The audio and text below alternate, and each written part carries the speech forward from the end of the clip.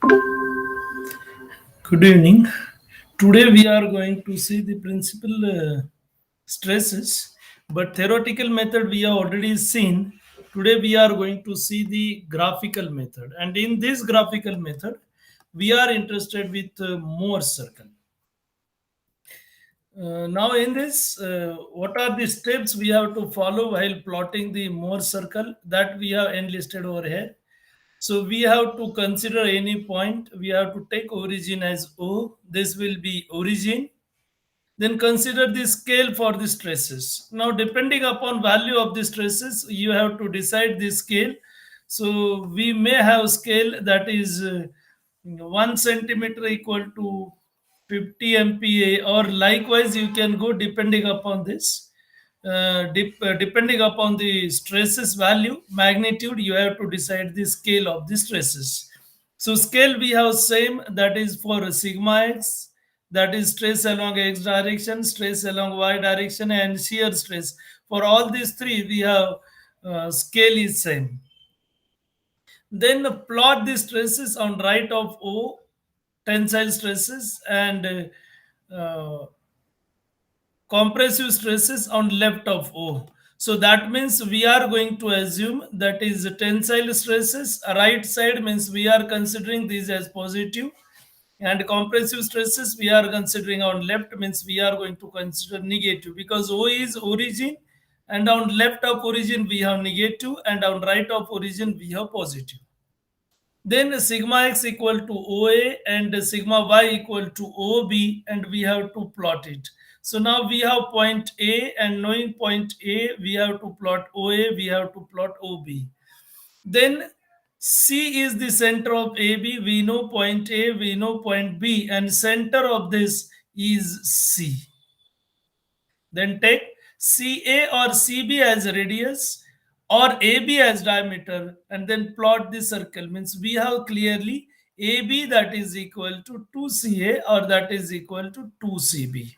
And then we have to plot the circle.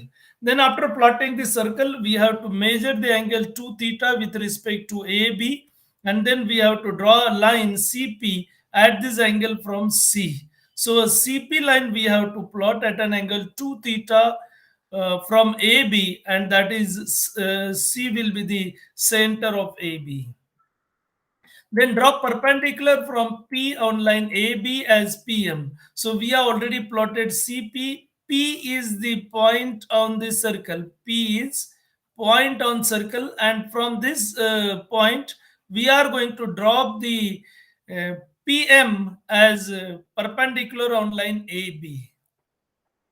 Then we have to measure OM. So by measuring OM, we can get normal stresses. So whatever value we will get multiplied by scale, you will get value of the normal stress.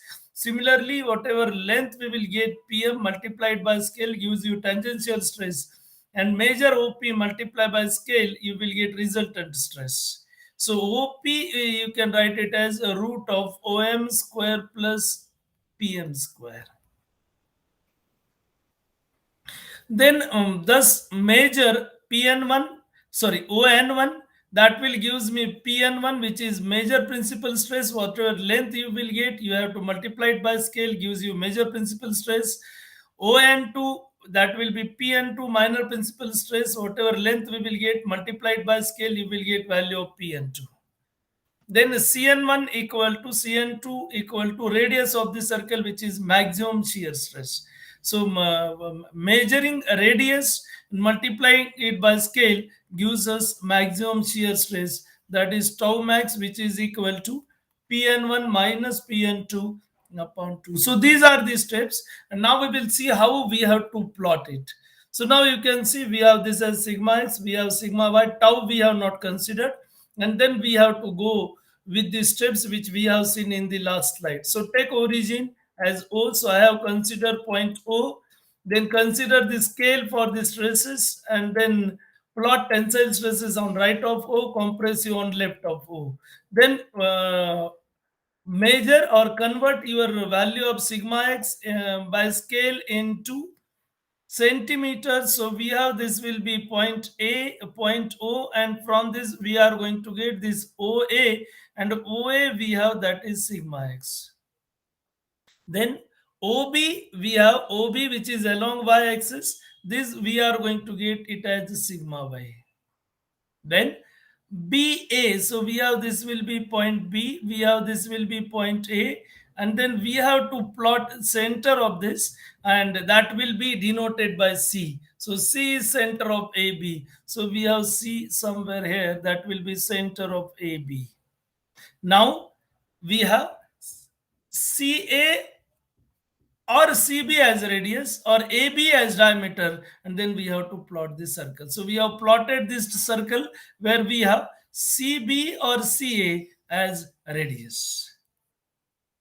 Then measure angle 2 theta with respect to AB. So with respect to AB from C, we have to measure an angle 2 theta. So you can see this, we have this as C point, and then we are going to measure angle 2 theta. Then we are going to draw a line at an angle 2 theta from C, and that will be as CP. So you can see CP line. Then draw perpendicular from P on line AB as PM. So we are going to drop a line, and that will gives me PM. So now we will connect. So OM normal stress. So if we will measure this OM, then we have this OM. This will be sigma n. So we have this as sigma n. Then we have PM. PM we have. So PM we have that is PM, and this we have sigma T. Then we have PM that is tangential stress. Then OP we have normal resultant stress. So we have sigma R. And that is sigma R is root of sigma n square plus sigma t square. You can see we have this as a right angle triangle. And then thus Pn1 is equal to On1. So now we have this will be N1. So this value we are going to be with Pn1. So we will measure this length, and then we will multiply it by this scale, gives me value of Pn1. Then we have OB,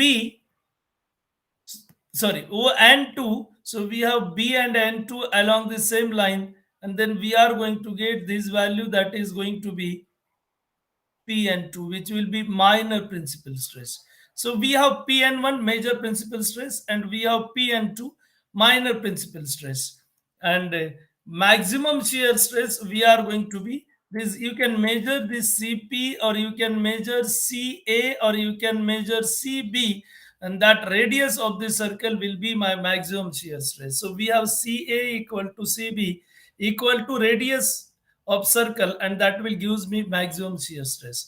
So this is for sigma x and sigma y. Now you have to see, when my shear stress is 0, then this sigma x and sigma y, these will act as principal stresses. So you can see I have sigma x equal to Pn1, and I have sigma y that is equal to Pn2. So whenever tau is 0, then these will act as principal stresses itself. So that we should be very clear with this. So tau 0, then these stresses are principal stresses. So today we will stop here only. Thank you. We will see second part, that is in next video.